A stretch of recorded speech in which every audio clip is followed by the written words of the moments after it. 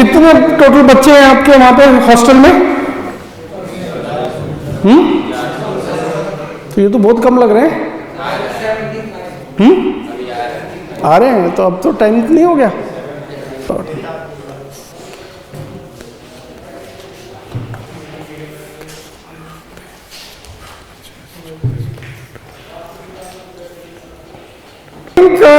Why we have gathered is we want to talk about this code of conduct, and of course the question that will come in your mind is what is it, why should we go for it, and how it will be done. So I think that is the thing. And my name is Dr. Sandeep Mishra. I am professor of cardiology and also your vice chancellor of this university. So that is why I am taking this particular session, and with us is Dr. Tiwari. He is the principal of, some of you might know, he is the principal of Medical College and Dean and Principal of Medical College, Dr. Mukesh Tiwari. So first question is what is code of conduct? तो किसी को पता है what is code of conduct? होता क्या है code of conduct? Anybody?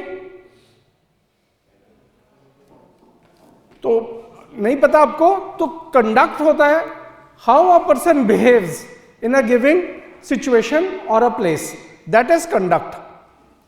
And code is how this is taken care of, that the person behaves as per their requirement, and that code which comes in forms of policies, which comes in forms of procedures, which comes in forms of disciplinary actions, and also the law. So all these constitute the code of conduct. So basically आपका कैसा behavior है वो आपका conduct है, और क्या govern करता है कि आप कैसे behave करोगे वो code of conduct है. और उसको implement करने के लिए कुछ written rules होते हैं, कुछ procedures होते हैं जिससे वो implement होता है, और कुछ अवार्ड्स होते हैं. अवार्ड्स मतलब ये अवार्ड उल्टे तरह के अवार्ड हैं, डिसिप्लिनरी अवार्ड्स हैं. और फाइनली ऑफ कोर्स आपको पता ही है कि लॉ होता है. आप किसी का मर्डर करोगे तो आपको पनिशमेंट मिलेगा, ये बोलने की जरूरत नहीं है क्योंकि ये लॉ है. लेकिन जो कोड ऑफ कंडक्ट है it is something beyond law. So ये इंपॉर्टेंट बात है. तो any organisation which includes university में इसकी इंपॉर्टेंस होती है, क्योंकि इसके क्या होता है कि ये आपको जो टूल होता है वो होता है वैल्यू, रिस्पॉन्सिबिलिटी. हर एक आदमी जो कहीं पे भी है उसकी कुछ रिस्पॉन्सिबिलिटी है, उसकी कुछ राइट्स हैं और उसकी कुछ एथिकल रिस्पॉन्सिबिलिटीज हैं. क्यों इसकी जरूरत है? क्योंकि अगर ये नहीं होगा तो आप लोग अपना बेस्ट जो है वो कभी नहीं दे पाओगे. तो इसलिए जो पर्पस होता है कोड ऑफ कंडक्ट का वो ये होता है कि सब लोग अपना पोटेंशियल यूटिलाइज कर सके. अगर हर जना मनमानी करेगा तो किसी का कुछ नहीं हो पाएगा. हमको सबको एक रिस्पॉन्सिबली बिहेव करना है ताकि हम भी अपना कर पाए जो करना चाहते हैं और बाकी लोग भी कर पाए जो करना चाहते हैं. तो वो इसलिए ये रिस्पॉन्सिबिलिटी होती है, इसकी वजह से कोड ऑफ कंडक्ट होता है. तो बेसिक रीजन जो है वो ये होता है कोड ऑफ कंडक्ट का. और दूसरी जो इम्पॉर्टेंट चीज है इसमें ये समझने की होती है कोड ऑफ कंडक्ट में कि आपको वो सारी चीजें पता होनी चाहिए कि क्या क्या चीजें इसको कंस्टिट्यूट करते हैं. अगर हम नहीं फॉलो करेंगे तो क्या प्रॉब्लम होगी. अब जो जरूरी चीज है ये आप देखोगे कि आप जब स्कूल में होते हो तो स्कूल का कुछ कोड ऑफ कंडक्ट होता है.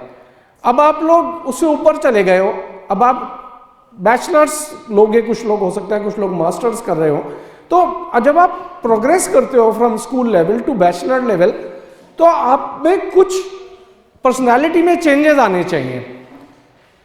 पर्सनालिटी में चेंजेस आने चाहिए. जैसे आप स्कूल, क्योंकि नहीं तो फिर स्कूल में ही रह जाते हैं. अगर आपने बैचलर करा है, बीए करा है या बीएससी करा है या बीटेक करा है या एमबीबीएस करा है, जो भी करा है आपने बैचलर्स का प्रोग्राम करा है, तो आपको कुछ तो डिफरेंट होना चाहिए ना स्कूल के बच्चों से. कोई तो फर्क होना चाहिए स्कूल के बच्चों में और बैचलर्स में, क्योंकि अब आप लोग बैचलर्स हो गए हो या और हो सकता है मास्टर्स हो जाओ या आगे चले जाओ, पीएचडी कर लो या कुछ और कर लो. तो उसमें हर लेवल पे कुछ फर्क होना चाहिए. तो किस चीज़ों का फर्क होता है? एक तो आपकी नॉलेज बढ़ जाती है, ये तो सबको पता है कि नॉलेज बढ़ जाती है. अगर आप कुछ पढ़ोगे, आज आप 11th में हो और 12th में जाते हो तो 12th में 11th से ज़्यादा नॉलेज होती है, तो नॉलेज बढ़ जाती है। तो ये तो स्कूल में होता है, लेकिन कॉलेज में क्या फ़र्क है कि आप जब एक लेवल से दूसरे लेवल जाते हो तो आपको नॉलेज तो बढ़ती है, आपकी स्किल भी बढ़ जाती है। हो सकता है आपको कोई स्किल आ जाए, कोई टेक्निकल स्किल आ सकती है। अगर आप डॉक्टर बनोगे तो आपको ऐसी स्किल आ जाएगी कि आप पेशेंट्स को एग्जामिन कर सकते हो। अगर आप इंजीनियर बन जाते हो तो आपको कुछ स्किल आ जाती है कि मशीन खराब हो गई तो आप सुधार सकोगे। आप अगर ह्यूमैनिटीज़ लेते हो तो आपकी कुछ ऐसी स्किल आ जाती है कि आप लोगों से आप कोई वो कर सकते हो इंटरेक्शन, जो कि आप स्कूल लेवल पे नहीं कर पा रहे थे, तो आप कुछ स्किल सीख लेते हो। बट सिर्फ यहीं पे ख़त्म होता है क्या? तीसरी चीज़ जो होता है, आपका एटीट्यूड बदल जाता है। अब बातें मत करो प्लीज, एटीट्यूड कैसे बदलता है? सबसे मेन जो एटीट्यूड होता है वो एटीट्यूड होता है कि आप एजुकेशन के प्रति आपका एटीट्यूड क्या है।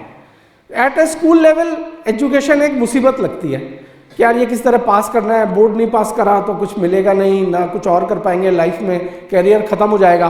तो एक बोझ होता है कि हमको ये पढ़ना है ताकि ये एग्ज़ाम पास कर लें और हम जो है कम से कम हम 11वीं से 12वीं में चले जाएंगे, बस that is the only reason. इसलिए ज़्यादातर लोग स्कूल में ये एटीट्यूड होता है टू एजुकेशन। लेकिन जब आप कॉलेज में हो तो आपका एटीट्यूड कैसे चेंज होता है? आपको ये रियलाइज़ होता है कि भाई जो नॉलेज है वो चेंज हो रही है। अब पता नहीं आपको कितनी ये अप्रिसिएशन है, आज से 10 साल पहले आपकी फील्ड की जो नॉलेज थी और आज जो आपकी फील्ड की नॉलेज है वो बदल गई है। तो there has been a change in the knowledge and there has been change in the skills। तो एटीट्यूड ये चेंज होता है कि आपको रियलाइज होता है कि नॉलेज चेंजिंग चीज है, तो हमको कंटिन्यूअस लाइफ लॉन्ग नॉलेज के पीछा करना है, क्योंकि वो समय समय के साथ हर 4-5 साल में चेंज हो जाएगी कंप्लीटली। तो ये जो एटीट्यूड है ये आपका चेंज हो जाता है जब आप कॉलेज में आते हो, क्योंकि आपका attitude to knowledge rather than कि आपको बोझ लगे, अब आपको वो मित्र लगने लगती है, क्योंकि आपको रियलाइज होता है कि भाई मैं दूसरे से कैसे फर्क हूं, क्योंकि मेरे को ये वाली नॉलेज है जो दूसरे को नहीं है, इसलिए मैं दूसरे से बेटर हूं और इसलिए मैं नई नई नॉलेज लेना चाहता हूं कि मैं औरों से बेटर होता जाऊंगा, ज़्यादा यूजफुल होता जाऊंगा, मेरा कैरियर ज़्यादा अच्छा हो जाएगा।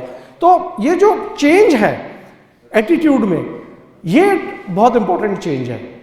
और लास्ट चीज जो आपकी चेंज होती है कॉलेज में आने के बाद, वो होता है आपका बिहेवियर चेंज हो जाता है। तो जब स्कूल में होता है, आपको पता है बच्चे जो होते हैं ब्रैश होते हैं, ज़्यादा कॉन्सिक्वेंसेस का नहीं सोचते कि भाई मैं ये काम करूंगा तो क्या नतीजा निकलेगा, ये नहीं बच्चा सोचता। लेकिन जब आप इधर आ जाते हो कॉलेज में तो आप एडल्ट हो जाते हो, तो आपको फोर्स किया जाता है कि आप जो है ये समझने की कोशिश करो कि आप कोई काम कर रहे हो, अगर गलत काम कर रहे हो तो उसका क्या परिणाम हो सकता है, और अच्छा काम कर रहे हो तो उसका क्या परिणाम हो सकता है, without any adult monitoring you. अब आपको कोई सीनियर मॉनिटर नहीं कर रहा होगा कि आपके माँ या बाप नहीं मॉनिटर कर रहे कि आप जो काम कर रहे हो वो अच्छा है कि खराब है, आपको अपने आप डिसाइड करना है कि क्या है। तो ये आपका बिहेवियर चेंज हो जाता है। और भी ज़्यादा बिहेवियर क्या चेंज होता है, आप रियलाइज करते हो कि इतनी सारी नॉलेज है दुनिया में और मुझे कितना कम आता है, तो आप हम्बल हो जाते हो। छोटे होते हैं स्कूल वाला, वो बदमाशी करता है, सब कुछ करता है, लेकिन जो कॉलेज का लड़का होता है जो पास आउट होता है वो हम्बल हो जाता है, क्योंकि उसको रियलाइज होता है कि इतना ज्ञान है और मेरे को इतना कम आता है।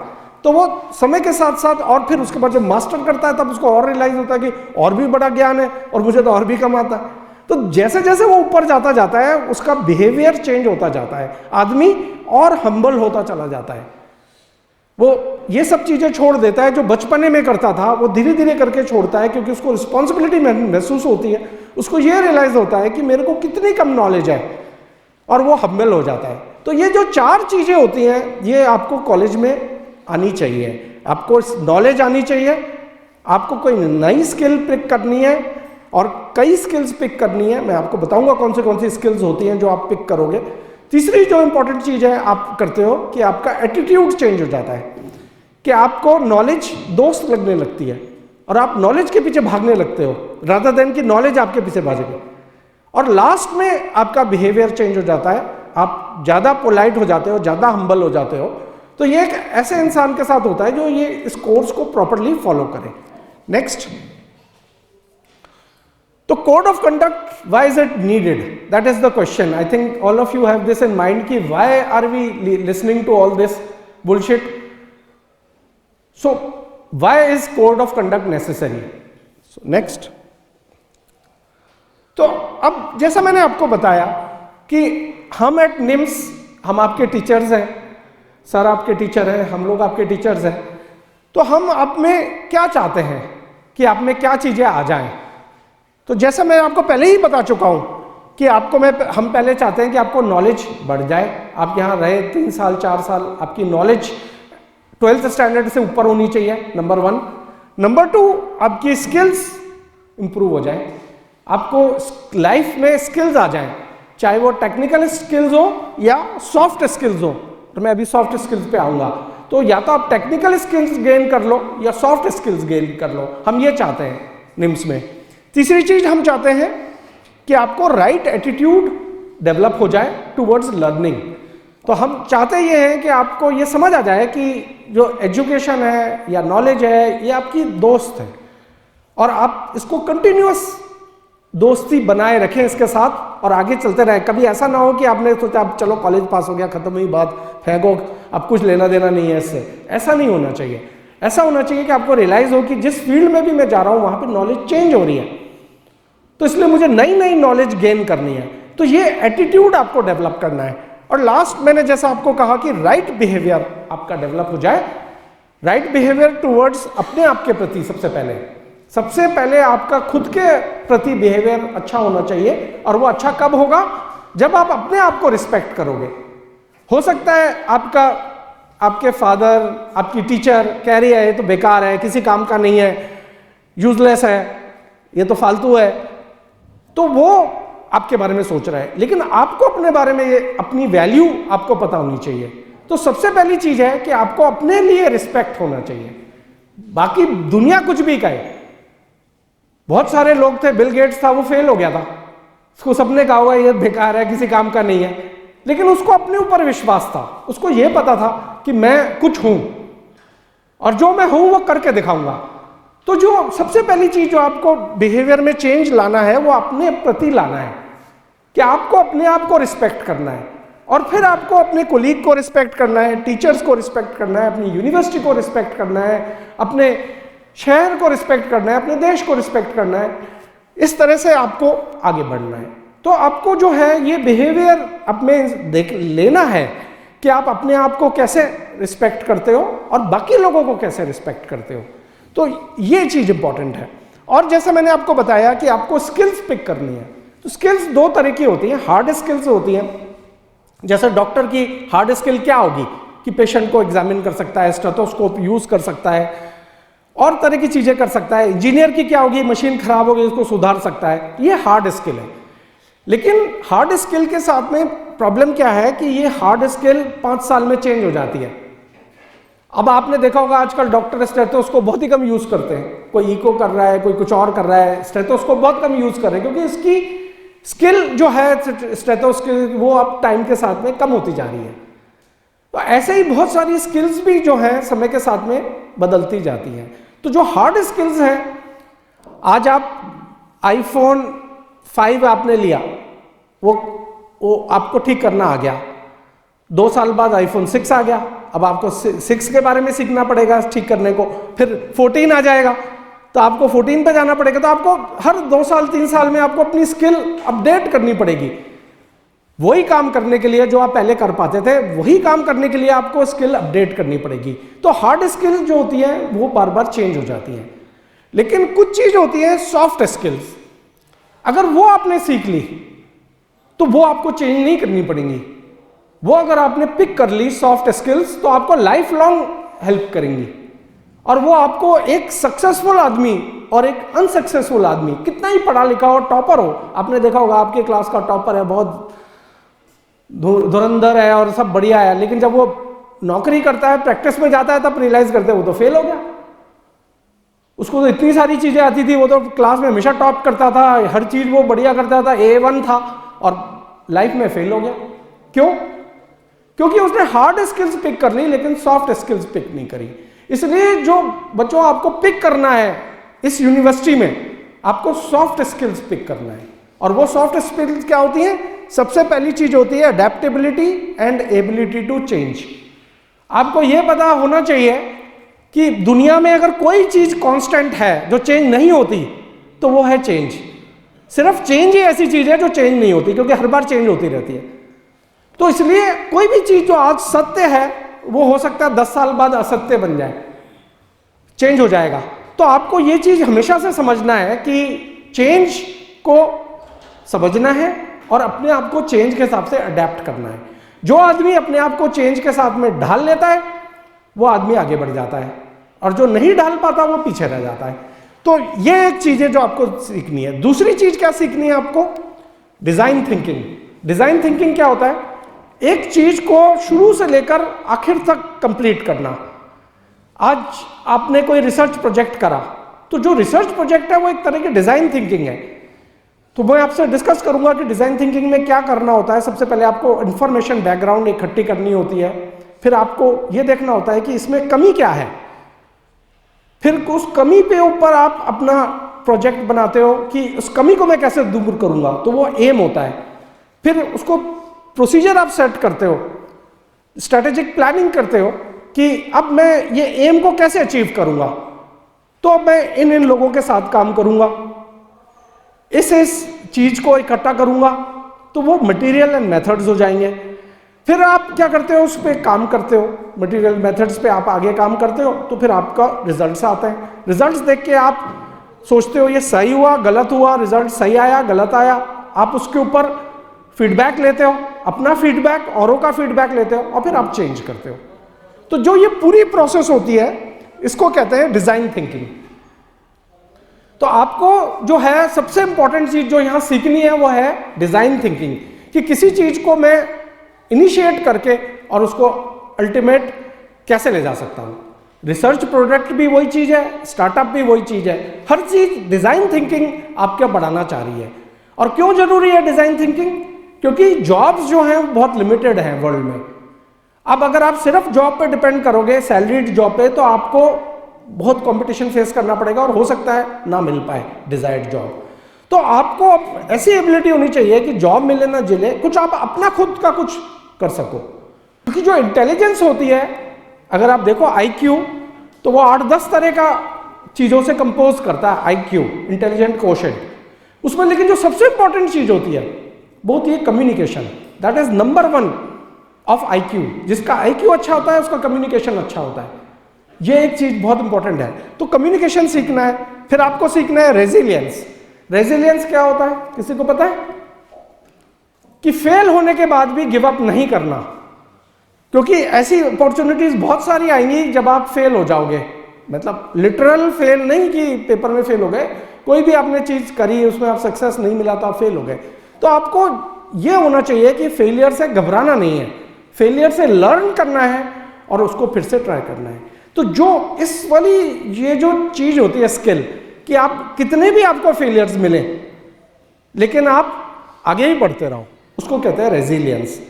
तो ये चीज एक सीखनी है, रेजिलियंस। फिर एक चीज है क्रिटिकल थिंकिंग। क्रिटिकल थिंकिंग क्या होती है? Is it problem solving? नहीं, प्रॉब्लम सॉल्विंग नहीं है। क्रिटिकल थिंकिंग ये है कि आज मैंने एक एक्शन लिया। फॉर एग्जाम्पल, आपकी किसी से झगड़ा हो गया, सिंपल एग्जाम्पल लेते हैं, आपका किसी से झगड़ा हो गया, आपको बहुत गुस्सा आया, आपने उसको उठा के एक जोर से थप्पड़ लगा दिया और आप खुश हो गए कि चलो मैंने इसको सबक सिखा दिया, इसको मैंने मार दिया, अब इसको सबक सिखा दिया, बात खत्म हुई। लेकिन अगर जो क्रिटिकल थिंकिंग करता होगा वो ये सोचेगा यार मैं आज इसको थप्पड़ मारूंगा तो कल वो ये तो नहीं है कि 10 लोग अपने ले आएगा और मेरे को ठोक देगा। तो जो ये एबिलिटी है सोचना कि जो एक्शन होगा उसका क्या रिएक्शन होगा, ये सोच लेना एक्शन करने से पहले, वो होती है क्रिटिकल थिंकिंग। कि अगर मैं ये एक्शन लूंगा तो इसका नतीजा ये होगा, सिर्फ वही नहीं होगा जो मैं सोच रहा हूं। आइंस्टाइन का नाम आपने सबने सुना है, उसका फॉर्मूला सबको पता है, E=mc²। तो आइंस्टाइन क्रिटिकल थिंकिंग नहीं करता था, वो इतना इंटेलिजेंट था, सब कुछ था, लेकिन क्रिटिकल थिंकिंग नहीं करी। उसने सोचा E=mc² से बहुत फायदा होगा, हम खूब क्लीन न्यूक्लियर एनर्जी बनाएंगे और पूरी वर्ल्ड की जो ये फॉसिल फ्यूल की प्रॉब्लम है, क्लाइमेट चेंज की प्रॉब्लम है, सॉल्व हो जाएगी। बहुत बढ़िया, ई को हम mc स्क्वायर कर देंगे, energy is equal to mass into speed of light square, simple. तो उसने कर दिया, लेकिन उसको ये नहीं रियलाइज हुआ कि इससे एटम बम भी बन सकता है, और एटम बम बना तो नुकसान हो गया। तो कोई भी जो एक्शन लिया उसका हर तरह का रिएक्शन सोच लेना, वो होती है क्रिटिकल थिंकिंग। तो हर इंसान की ये होनी चाहिए एबिलिटी कि वो कोई भी एक्शन ले उससे पहले वो उसको क्रिटिकली थिंक कर ले कि इस एक्शन का रिएक्शन क्या निकलने वाला है। जब आप ये सोच लेते हो तो फिर ये प्रॉब्लम्स नहीं आती। फिर of course creativity, I think आपको पता ही है सबको कि हम क्या होता है, जैसे जैसे स्पेशलाइज करते जाते हैं, पहले बैचलर करते हैं, मास्टर करते हैं, हम लोग एज डॉक्टर MBBS करते हैं, MD करते हैं, DM करते हैं, फिर हम फेलोशिप कर लेते हैं, तो हम छोटे छोटे छोटे छोटे होते जाते हैं और हम फाइन प्रिंट देखने लग जाते हैं। लेकिन अच्छा इंसान वही होता है जो फाइन प्रिंट के साथ में बिग पिक्चर भी देख ले, कि जो मैंने चीज कर रहा हूं, मैं ये वाला कोर्स ज्वाइन कर रहा हूं, उसको मेरे को ये नौकरी मिलेगी, लेकिन बिग पिक्चर क्या है? क्या तुम उससे हैप्पी रहोगे इस नौकरी से जो तुम करना चाह रहे हो? क्या तुम्हारी फैमिली लाइफ इसमें खुश रहेगी? क्या तुम्हारा कैरियर एडवांसमेंट इससे हो जाएगा? तो ये जो स्मॉल प्रिंट, फाइन प्रिंट के साथ में बिग पिक्चर देखना होता है, वो वाली एबिलिटी सीखना चाहिए कि आप उसका फाइन प्रिंट भी देखो और बिग पिक्चर भी देखो साइमल्टेनियसली। तो ये एक इंपॉर्टेंट है। फिर ऑफ कोर्स एम्पैथी है कि लोगों के साथ में सिंपैथी नहीं करना। कोई आज आपको गरीब मिलता है तो आप उसके साथ सिंपैथी करते हो, आप उसको 10 रुपए दे देते हो, आपको पता नहीं वो क्या करने वाला है 10 रुपए से, कल शराब ही पी लेगा, क्या पता। तो वो सिंपैथी है, एम्पैथी नहीं है। एम्पैथी जब है जब आप उसके पैर में खड़े हो जाओ और उसकी तरह सोचो, वो एम्पैथी होती है। तो हमको एम्पैथी करनी है, हमको सिंपैथी नहीं करनी, ये चीज सीखनी है हमको। कॉन्फ्लिक्ट मैनेजमेंट सबको पता है, इंपॉर्टेंस ऑफ डिजिटल स्किल्स सबको पता है, डिजिटल ट्रांसफॉर्मेशन हो रहा है, इंटरनेट सब कुछ हो गया है, तो ये सबको पता है। लीडरशिप करना आना चाहिए, but at the same time पूरी टीम के साथ में काम करना आना चाहिए। आपको लीडर बनना है लेकिन पूरी टीम के साथ में काम भी करना है, तो आपको टीम मेंबर भी बनना है और आपको लीडर भी बनना है।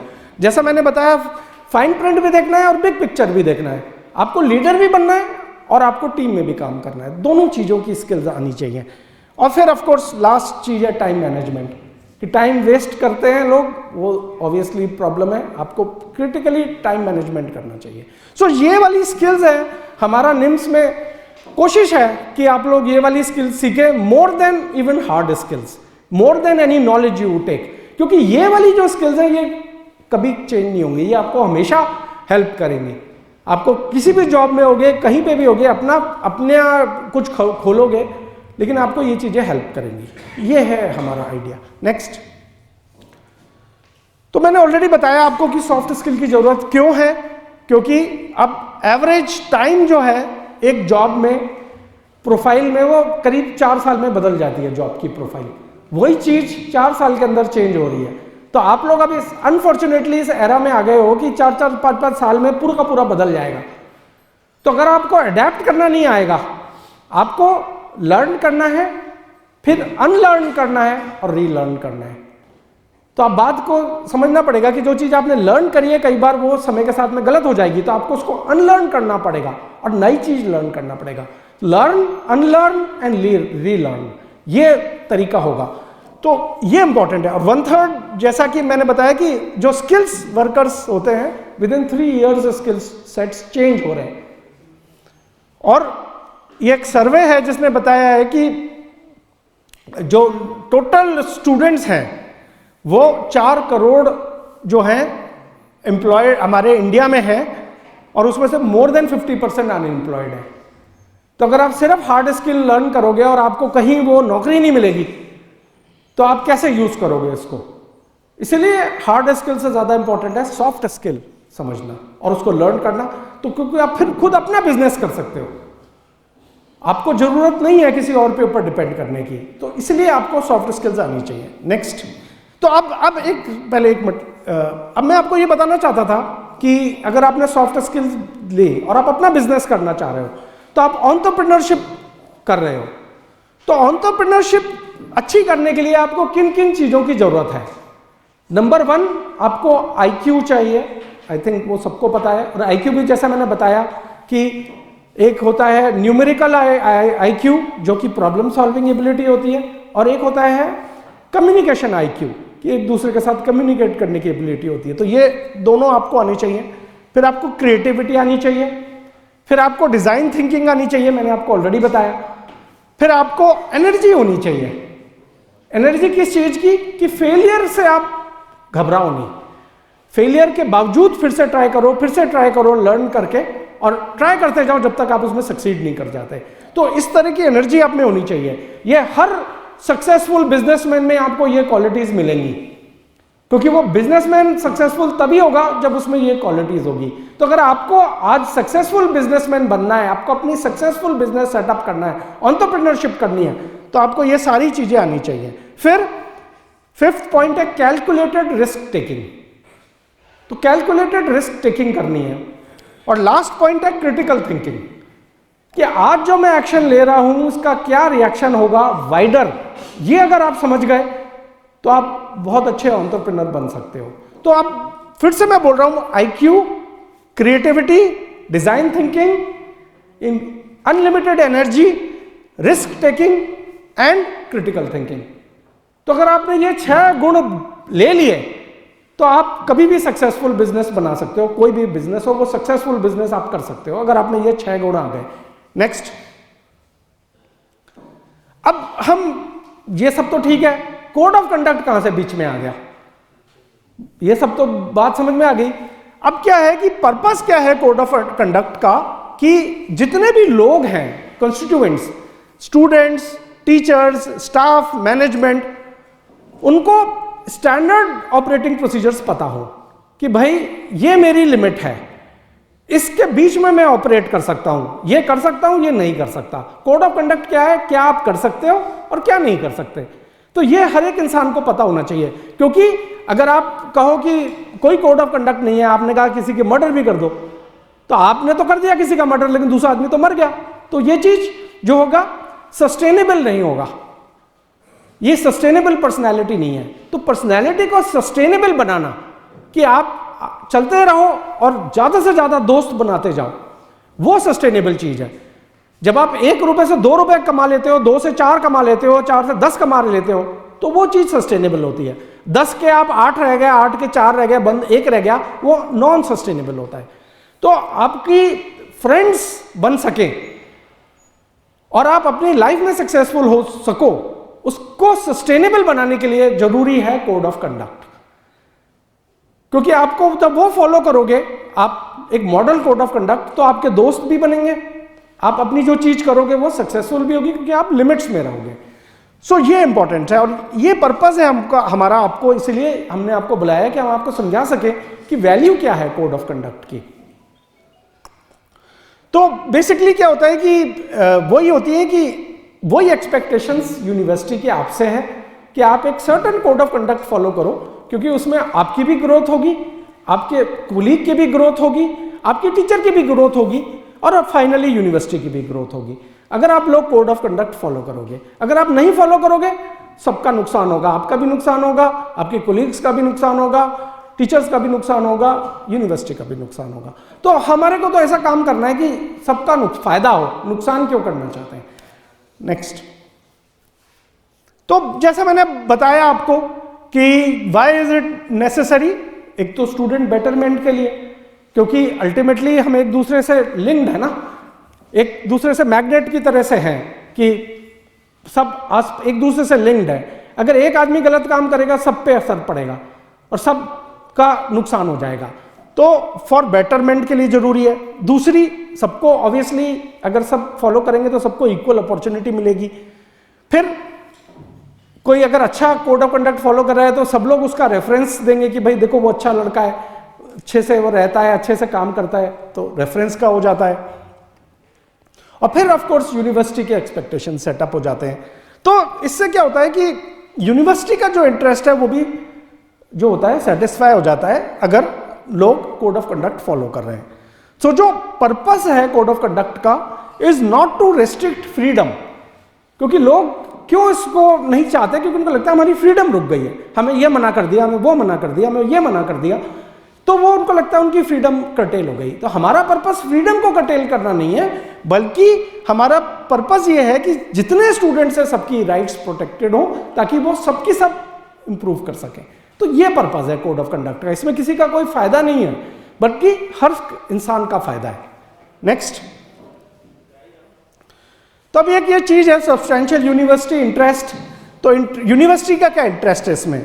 यूनिवर्सिटी का जो बेसिक है स्टूडेंट, तो जहां स्टूडेंट का इंटरेस्ट सेटिस्फाई हो जाता है वहां यूनिवर्सिटी का भी इंटरेस्ट सेटिस्फाई हो जाता है। तो पर्पस सिर्फ ये है यूनिवर्सिटी का ये सारा बात करने का कि अगर स्टूडेंट्स का इंटरेस्ट सेटिस्फाई हो जाएगा तो ऑटोमेटिकली यूनिवर्सिटी का इंटरेस्ट जो है उसमें फायदा मिलेगा। नेक्स्ट, तो अब फाइनली इंपॉर्टेंस तो समझ आ गई।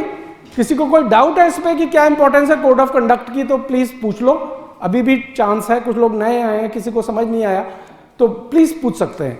हमारा जो बताना था वो ये था कि कोड ऑफ कंडक्ट इसलिए जरूरी है कि जितने लोग कॉन्स्टिट्यूएंट्स हैं, स्टेक होल्डर्स हैं, स्टूडेंट्स हैं, टीचर्स हैं, स्टाफ हैं, मैनेजमेंट है, पूरी यूनिवर्सिटी है, हर एक जना एक दायरे में रह के काम करेगा तो हर एक का फायदा होगा।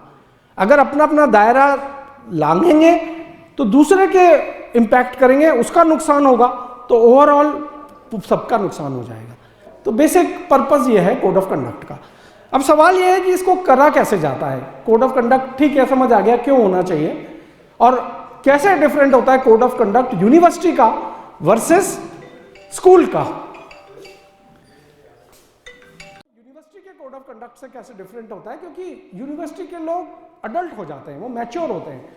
जो स्कूल में कोड ऑफ कंडक्ट होता है वो पेरेंट्स के लिए होता है ज्यादा, कि पेरेंट्स अपने बच्चों को संभाल के रखें। यहां पे आप एडल्ट हो गए, अब कोई पनिशमेंट भी मिलेगा आपको मिलेगा, पेरेंट्स को नहीं मिलेगा, क्योंकि आप अडल्ट हो गए हो। तो जो पर्पस होता है कोड ऑफ कंडक्ट का यूनिवर्सिटी में वो ये होता है कि आपको समझाना। नेक्स्ट करते हैं। कोड ऑफ कंडक्ट में एक तो पॉलिसीज होती हैं कि मतलब यूनिवर्सिटी आपको बताएगी कि भाई हमारी ये पॉलिसी है, ये ऐसे करना है, ऐसे ड्रेस पहननी है, ऐसे टाइम पे आना है, ऐसे क्लासेस अटेंड करनी है। ये सारी पॉलिसीज हैं यूनिवर्सिटी की, वो आपको बताई जाती है कि ये आपको करना है। फिर दूसरी चीज होती है कि उसका एक प्रोसेस होता है कि अगर मान लो किसी ने ये पॉलिसीज नहीं फॉलो करी तो उसने मिसकंडक्ट कर दिया, कोड ऑफ कंडक्ट को नहीं फॉलो करा तो मिसकंडक्ट कर दिया। तो अगर मिसकंडक्ट हुआ तो फिर क्या प्रोसेस फॉलो की जाएगी उसको देखने की, कैसे उसको डील किया जाएगा एक मिसकंडक्ट को। और फिर ऑफ कोर्स कुछ अगर पनिशमेंट मिला तो फिर वो एक अपील की भी प्रोसेस होती है कि भाई वो बोले कि नहीं फिर से एक अपील करने की होनी चाहिए। तो तीनों चीजें होती हैं इसमें, पॉलिसीज होती हैं, प्रोसेस होता है। प्रोसेस में जो चीजें इंपॉर्टेंट होती हैं वो होती है कि मिसकंडक्ट एकेडमिक हो सकता है या डिसरप्टिव हो सकता है स्टूडेंट, कोई ग्रीवेंस भी हो सकती है, कोई डिस्क्रिमिनेशन हो रहा है, हरासमेंट हो रहा है, कोई कर रहा है तो वो भी मिसकंडक्ट है। तो ये सारी चीजें जो हैं ये आती हैं इसमें। नेक्स्ट, आ जाओ भाई जल्दी जल्दी आके बैठो, आप लोग लेट हो बट चलो। तो अब ये कहेंगे कि ये कोड ऑफ कंडक्ट लागू कहां होता है, वेयर इज इट एप्लीकेबल। तो जो कोड ऑफ कंडक्ट होता है वो एक तो यूनिवर्सिटी की प्रॉपर्टी पे होता है एप्लीकेबल, कि जब आप यूनिवर्सिटी में हो, आज हम यहां बैठे हैं यूनिवर्सिटी की प्रॉपर्टी में है, कुछ भी करते हैं तो हम कोड ऑफ कंडक्ट के रूल से गाइडेड है। दूसरा, अगर कोई इवेंट हो रहा है यूनिवर्सिटी का या यूनिवर्सिटी के किसी एफिलिएटेड ऑर्गेनाइजेशन का, तो उसमें आपका कैसे कंडक्ट होता है वो भी कोड ऑफ कंडक्ट के ज्यूरिडिक्शन में आता है।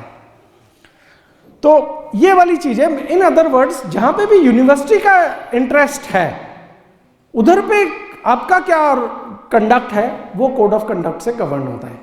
नेक्स्ट, अब आप पूछोगे कि ये टाइप्स ऑफ मिसकंडक्ट क्या होते हैं। तो एक होता है एकेडमिक मिसकंडक्ट, दूसरा होता है डिसरप्टिव स्टूडेंट बिहेवियर, तीसरा होता है हेजिंग। हेजिंग क्या होता है, इंडिया में कहते हैं रैगिंग, वो होता है हेजिंग। चौथा होता है बाई स्टैंडिंग। बाई स्टैंडिंग क्या होता है कि कोई आदमी कुछ गलत कर रहा है और आपने आंख बंद कर ली कि मुझे नहीं पता, तो वो वाला जो बिहेवियर होता है उसको कहते हैं बाई स्टैंडिंग।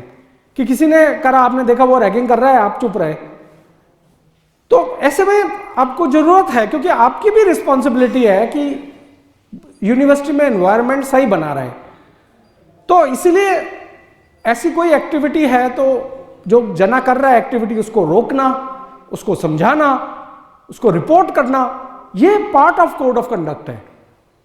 इसमें आप ये नहीं कर सकते कि मुझे तो पता नहीं, तो इसको कहते हैं बाईस्टैंडिंग। फिर अगर कोई डिस्क्रिमिनेशन करता है, कोई हरासमेंट करता है, कोई रिटेलिएशन करता है किसी चीज के लिए, डिस्क्रिमिनेशन करता है रिलीजन पे, कास्ट पे, मनी पे, किसी भी चीज पे डिस्क्रिमिनेशन कर रहा है, कलर पे, तो वो भी चीज मिसकंडक्ट है। फिर ऑफ कोर्स ये तो बहुत क्लियर है, use and possession of alcohol, drugs, tobacco in university premises और ड्यूरिंग यूनिवर्सिटी इवेंट्स, क्योंकि जुरिडिक्शन कोड ऑफ कंडक्ट का यहां पे है यूनिवर्सिटी प्रेमिसेस पे और यूनिवर्सिटी इवेंट्स में, जहां पे कि यूनिवर्सिटी को इंटरेस्ट है। फिर possession of weaponry, of course वो तो है। अब एकेडमिक मिसकंडक्ट किस टाइप के होते हैं? Cheating, fabrication, falsification, misuse of academic material, कि आपकी बुक है आपकी लाइब्रेरी से, आपने पेज फाड़ के उसकी प्लेन बना के उड़ा दिया, तो ये जो है मिसयूज ऑफ एकेडमिक मटेरियल है। फिर मल्टीपल सबमिशंस, ये रिसर्च से रिलेटेड होता है, उसको हम डिस्कस करेंगे। प्लेजरिज्म, कि किसी और ने लिखा आपने कॉपी पेस्ट करके डाल दिया रिसर्च में, तो ये भी प्लेजरिज्म होता है। और अदर टाइप्स ऑफ रिसर्च मिसकंडक्ट्स होते हैं। तो ये सारे एकेडमिक मिसकंडक्ट्स होते हैं। तो मिसकंडक्ट सिर्फ वो नहीं होते, कई एकेडमिक मिसकंडक्ट्स भी होते हैं जो कि बचना होता है जिनसे। नेक्स्ट, अब जैसा मैंने बताया चीटिंग सबको पता है, फैब्रिकेशन, प्रोवाइडिंग फॉल्स इंफॉर्मेशन, और कुकिंग अप, कि आपने क्या करा कि कहीं से देख दाख के कोई से टिप दिया और वही लगा दिया कोई भी, तो वो जो होगा वो फैब्रिकेशन होगा।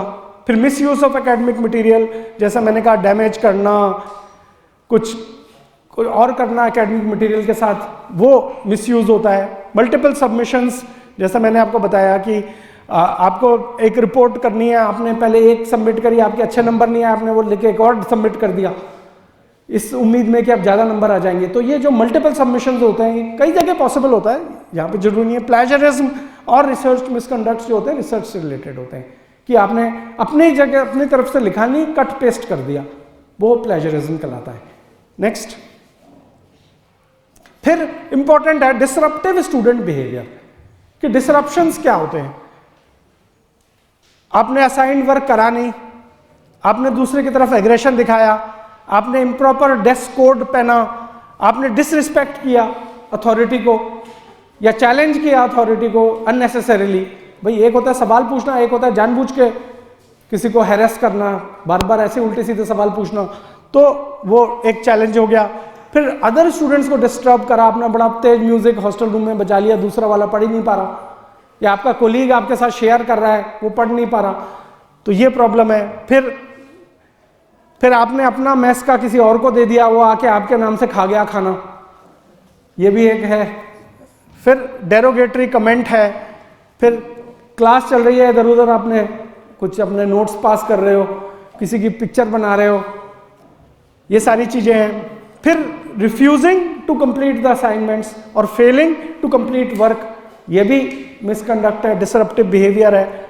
फिर सोशल मीडिया पे आपने कुछ उल्टा सीधा पोस्ट करा जिसके के बारे में आपको पूरी जानकारी नहीं है, आपने कुछ पोस्ट कर दिया, आधी इंफॉर्मेशन पोस्ट कर दी सोशल मीडिया में, वो भी डिसरप्टिव बिहेवियर है।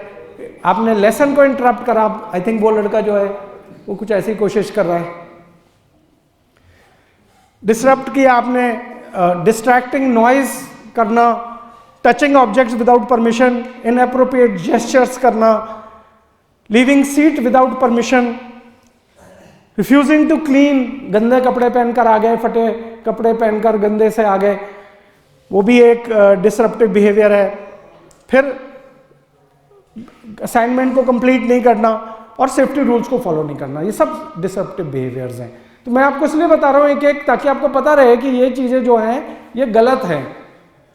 नेक्स्ट, फिर हेजिंग, जैसा मैंने आपको बताया कि रैगिंग जो है, इंडिया में रैगिंग कहते हैं, वेस्ट में इसको हेजिंग कहते हैं। हेजिंग क्या होता है कि when you bully new students and उनसे जो आप बुलिंग करते हो किसी भी तरह की, चाहे फिजिकल हो चाहे मेंटल हो, किसी भी तरह की बुलिंग करो तो वो हेजिंग कहलाती है या रैगिंग कहलाती है। और यूजीसी ने अब बहुत तगड़े नॉर्म्स रखे हैं, मैं आपको ये बताना चाह रहा था, और उसमें इवन डिसमिसल है कि आपको रेस्ट्रिकेट करके आपका टर्मिनेट करा जा सकता है कोर्स। यूजीसी इतना ज़्यादा स्ट्रांग है, तो ये एक चीज़ है जिसमें आपको ध्यान रखना चाहिए। यूजीसी की हेल्पलाइन है, कोई भी अगर उस पर कर दे तो बहुत सीरियस इसको ऑफेंस है ये, तो ये आपको पता होना चाहिए। बाई स्टैंडिंग मैंने आपको ऑलरेडी बता दिया कि क्या होता है, कि आप गलत चीज़ आपके सामने हो रही है और आप उसको रोक नहीं रहे या आप उसको रिपोर्ट नहीं कर रहे, तो वो बाई स्टैंडिंग होती है।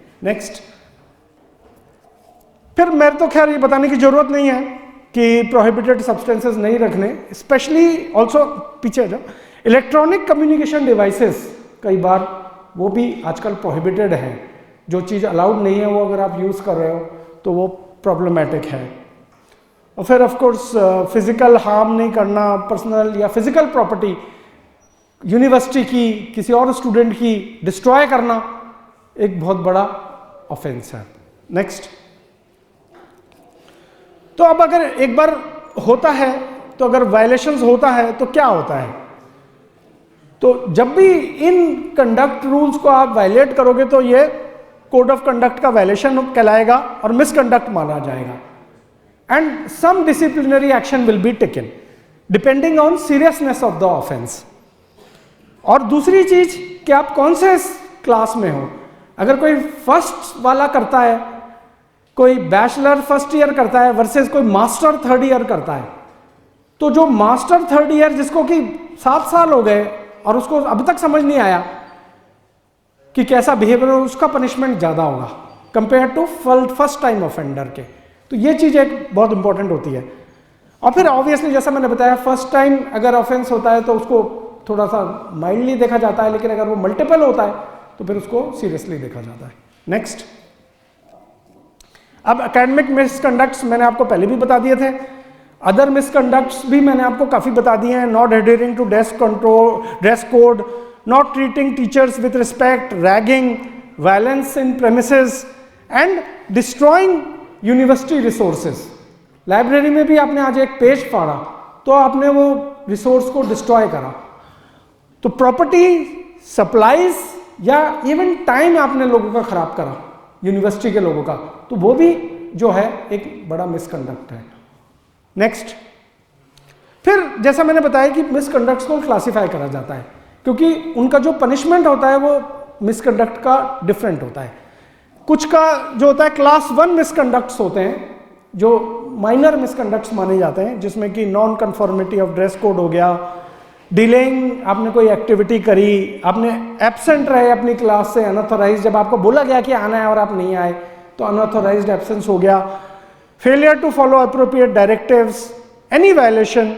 तो इसमें जनरली क्या होता है कि जो होता है इसको क्लास 1 मानते हैं और इसमें स्टार्टिंग में मोस्टली आपको एक वार्निंग दी जाती है। अगर रिपीट होता है तो फिर ये क्लास 2 या क्लास 3 हो जाता है और फिर उस पर सिग्निफिकेंट एक्शन लिया जाता है। इसमें वार्निंग दी जाती है, सेंशर करा जाता है जो कि एक तरह की वार्निंग है, और या फिर माइनर इसमें वो पेनल्टीज होती हैं। लेकिन जब आप क्लास 2 वायलेशंस करते हो कि रिफ्यूजल टू फॉलो डायरेक्टिव या यूज ऑफ लैंग्वेज, अब आप देखो जहां आपने गलत लैंग्वेज यूज करी क्लास 1 वायलेशन नहीं है, सीधा क्लास 2 वायलेशन हो गया। इनअप्रोप्रिएट फिजिकल कॉन्टैक्ट, किसी को आपने इनअप्रोप्रिएटली किसी को अब्यूज करा, सेक्सुअली अब्यूज किया, कुछ भी करा, तो वो भी एक इंपॉर्टेंट प्रॉब्लम है। फिर पोजेशन और use of unauthorised communication devices, dishonesty और चीटिंग, ये सीधा के सीधा अगर आप क्लास में चीटिंग कर रहे हो तो ये क्लास 2 वायलेशन है, 1 नहीं है, तो ये चीज ध्यान रखनी चाहिए। देन कोई और चीज जिसको कि वो लोग कमिटी डिसाइड कर सकती है कि ये ग्रेव वायलेंस है, तो ये क्लास 2 मिसकंडक्ट हो जाएगा और फिर इसकी सजा ज्यादा होगी, और अगर बार बार क्लास 2 मिसकंडक्ट होंगे तो ये क्लास 3 में कन्वर्ट हो जाएगा। क्लास 3 क्या होता है? नेक्स्ट, ये क्लास 3 है। अगर आपने कोई पोजेस करा alcohol, drug, tobacco, even tobacco, आप ये देखिए, तो इसका पोजेशन जो है ये सीधे सीधा क्लास 3 मिसकंडक्ट है। हार्म टू एनी प्रॉपर्टी, आपने यूनिवर्सिटी की कोई प्रॉपर्टी खराब करी, आपने कोई और चीज करी, ये क्लास 3 वायलेशन है। दिस इज नॉट क्लास 1 और क्लास 2 वायलेशन। फिर आपने कहीं चोरी कर दी, बॉम्ब थ्रेट दे दिया झूठा कि यहां बॉम्ब होने वाला है, आपने कुछ आर्सन करा, आपने क्रिमिनल मिसचिफ करा, कोई वंडलिज्म करी, कोई प्रॉपर्टी तोड़ी पोड़ी कुछ करा, ये सब क्लास 3 मिसकंडक्ट है। Defines of authority, disruptive demonstration, कि आपने जबरदस्ती चिल्लाने लग गए कहीं जाके खड़े होकर डिस्पाइट द फैक्ट कि उनको मना करा जा रहा है, तो ये भी हो गया। Misuse of unauthorised communication device, possession of, ये सब चीज़ें तो आपको पता ही है कि ये ग्रॉस मिसकंडक्ट होता है, तो इसमें कुछ है नहीं। फिर fighting, tampering with fire alarm, कि आपने कोई सीसीटीवी तोड़ दिया या आपने कोई फायर अलार्म जो था उसको तोड़ दिया, इस तरह की कोई चीज करी, तो ये क्लास 3 वायलेशन है। Weapons, fire arm, knife possession, harassment, homicide, kidnapping, इनमें से कुछ ऐसी हैं जो एक्चुअली क्राइम भी है, क्रिमिनल भी है, उसमें जेल भी हो सकती है, फांसी भी हो सकती है, लेकिन ये सारी चीजें जो हैं ये क्लास 3 वायलेशंस हैं। मोटर व्हीकल का थेफ्ट, वल्गैरिटी, किसी से वल्गर लैंग्वेज यूज करी, ये सीधे क्लास 3 वायलेशन है। सेक्सुअल अब्यूज, थ्रेट्स और इंटिमिडेशन, किसी को आपने जान की धमकी दे दी, ये सब क्लास 3 वायलेशंस हैं। फिर ट्रेस पासिंग, कहीं मना गया यहां नहीं जाना, आप उस कमरे में चले गए, घुस गए अंदर, कुछ हो गया। फिर unauthorised absence, that is also class 3 violence, कि आपको बोला गया आना है और आप नहीं आए, तो ये अनऑथराइज्ड एब्सेंस है, ये क्लास 3 वायलेशन है। तो ये मैं आपको बताना चाह रहा था कि इसमें जो पनिशमेंट्स होते हैं बहुत ज्यादा होते हैं। नेक्स्ट, तो अब आप देख सकते हैं कॉन्सिक्वेंसेस क्या हो सकते हैं। जैसा कि मैंने आपको बताया कि क्लास 1 वायलेशन होगा तो आपको सेंशर हो सकता है, जो कि वार्निंग हो सकती है, पेरेंट को बुला के बताया जा सकता है, पेरेंट कॉन्टैक्ट हो सकता है, फिर स्टूडेंट के साथ बैठ के उसको समझाया जाएगा कि भाई आप ऐसे नहीं करा करो, ये गलत है, ऐसे नहीं होना है, ये हो सकता है। वर्बली आपको डांट पड़ सकती है, सेंशर हो सकता है।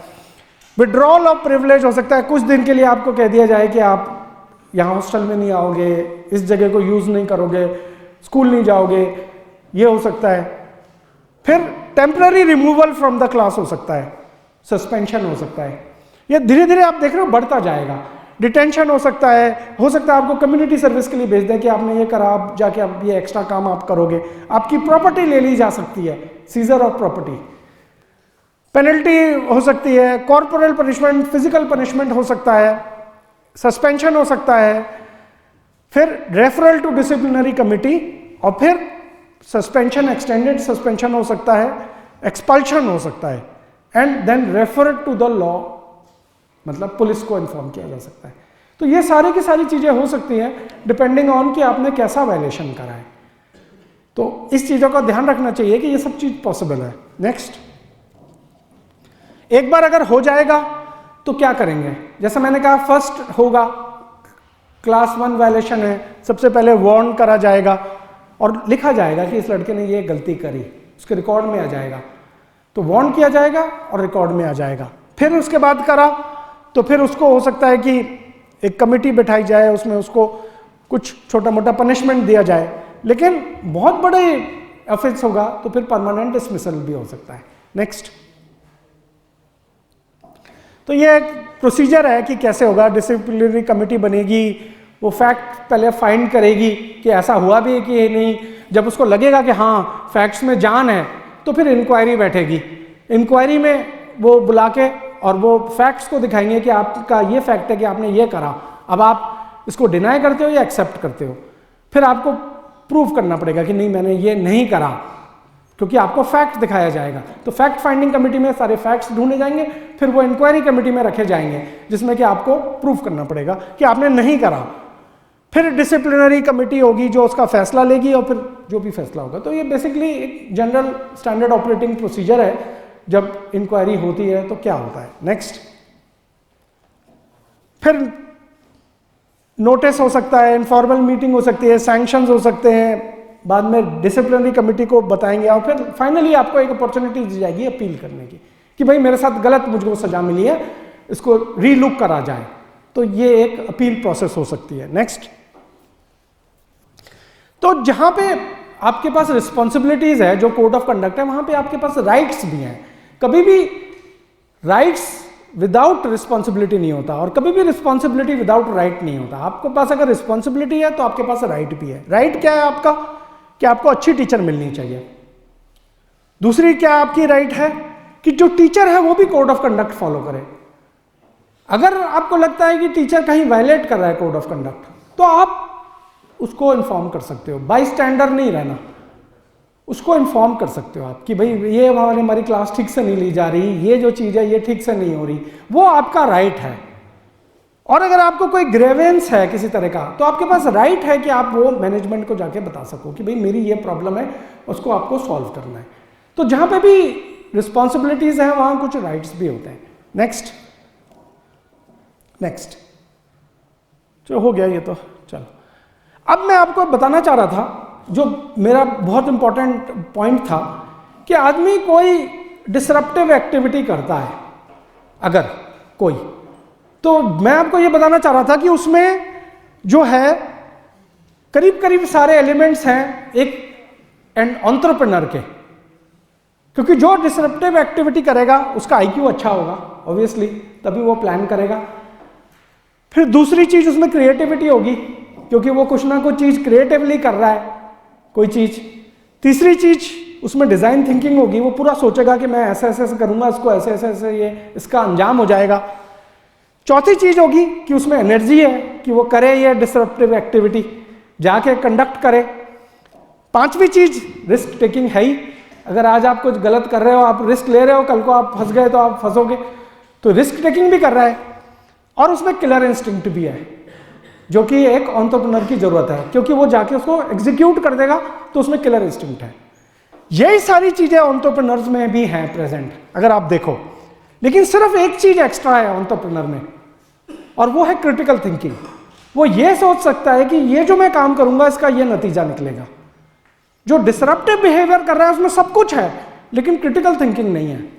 वो सही गलत का फैसला नहीं कर पा रहा कि जो मैं ये करूंगा इसका असर सही निकलेगा या गलत निकलेगा। तो जो भी आदमी डिसरप्टिव बिहेवियर कर रहा है, मेरा यही कहना है कि वो बहुत क्लोज है टू बिकमिंग बिल गेट्स या कोई बहुत बड़ा मिलियनेयर। उसको सिर्फ एक चीज पे फोकस करना है कि क्रिटिकल थिंकिंग, कि भाई मैं जो ये चीज कर रहा हूं, मैं अपनी एनर्जी राइट डायरेक्शन में कैसे लगाऊं। मेरे पास बहुत एनर्जी है, मेरे पास बहुत आईक्यू है, मेरे पास बहुत क्रिएटिविटी है, मेरे पास बहुत रिस्क टेकिंग है, मेरे पास बहुत किलर इंस्टिंक्ट है, लेकिन मेरे को इसको राइट डायरेक्शन में कैसे लगाना है। अगर मैं आज इसी चीज को राइट डायरेक्शन में लगा लूंगा तो मैं एक बहुत बड़ा बिजनेसमैन बन जाऊंगा, बहुत बड़ा एंटरप्रेन्योर बन जाऊंगा। और इसको गलत डायरेक्शन में लगा दूंगा, अल्टीमेटली जेल जाऊंगा, अल्टीमेटली फांसी भी लग सकती है। तो वही चीज में आपका एक नतीजा ये निकल सकता है और एक नतीजा वही निकल सकता है। सारे 6 पॉइंट्स कॉमन है, एक एंटरप्रेन्योर में और एक जो आदमी डिसरप्टिव बिहेवियर कर रहा है। सिर्फ एक डिफरेंस है कि जो डिसरप्टिव बिहेवियर कर रहा है वो क्रिटिकल थिंकिंग नहीं कर रहा। वो ये नहीं सोच रहा कि जो मैंने करा है इसका नतीजा क्या निकलेगा। एंटरप्रेन्योर ये सोच रहा है और वही चीज कर रहा है जो राइट है। तो बेसिकली यही था मेरा, और मेरा यही पर्पस था कि हमने कोड ऑफ कंडक्ट है वो हमने आपको कुछ लोगों को दिया भी होगा, बाकी सबको भी हम देंगे। लेकिन मेरी आपसे रिक्वेस्ट ये है कि आप लोग जो है देखो, हर एक में आप में कैपेबिलिटी है आज बिल गेट्स बनने की, स्टीव जॉब्स बनने की, वॉरेन बफे बनने की, लेकिन आपको बस आईक्यू आपका है, आप इधर आ गए हो। लेकिन आपको बस एक चीज करनी है कि सच सही और गलत के बीच का जो फर्क है, फासला है, वो समझना है और उसमें आपको फोकस करना है और आप कहीं के कहीं पहुंच जाओगे। I think thank you so much जितने लोग आए फॉर लिसनिंग। किसी का कोई क्वेश्चन है तो I will be happy to answer. Anybody?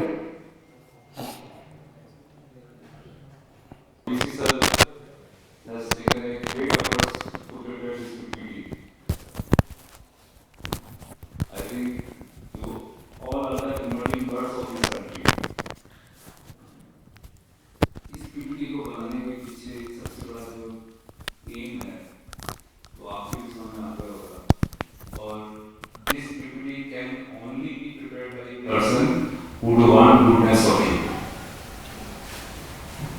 I think there's a right thing they have told to us that one of you may become the head studios like that. I think that's a very impressive speech, and I have taken a picture of that to tell my medical students, and you all are our students. So go ahead and remove all the things and add the critical thinking in your behavior, and that will take a lead. That will take a lead for your future. Thank you, sir. Thank you.